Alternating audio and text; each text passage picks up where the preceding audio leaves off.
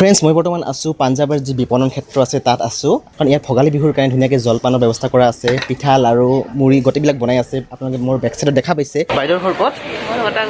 গোটা ইয়াতে লোকেল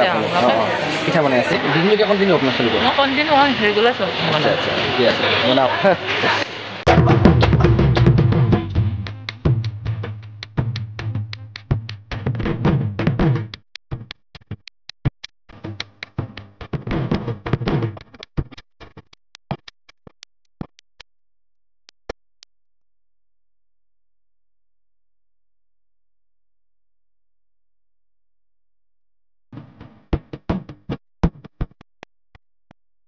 বাইদেউহঁতে লাড্ডু বনোৱাৰ ব্যস্ত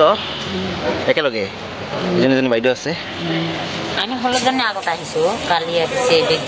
16জনী আগতে আহিছে আপোনালোকে মানে কি লাড্ডুৱে বনাব আপোনালোকে লাড্ডু আগতে কি পিঠাও বনাব যতে বনাব পাৰে বিহুলৈকে কণ্টিনিউ চলিব আপোনালোকৰ ঠিকে আছে দিয়ক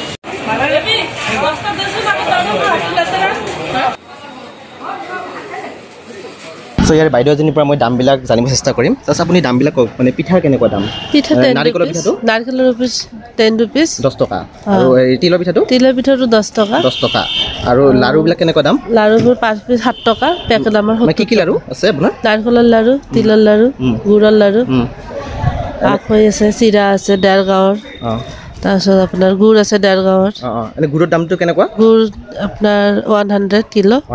এই পকাটো কেনেকুৱা পকোৱাটো 120 আৰু এনে চিৰাৰ দাম কেনেকুৱা আপোনাৰ চিৰা আপোনাৰ 100 টকা কিলো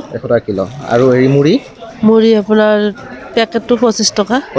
হয় আৰু এই কলা মই চাউলটো দেখিছিলোঁ এটা হাফ কেজি 70 হয় আৰু এই লাৰুৰ দামকেইটা আপুনি ভালকৈ এবাৰ কওকচোন তিলৰ লাৰুটো কিমান 70 টকা পেকেটত কেইটা আছে আপোনাৰ 10টা আৰু মুড়ি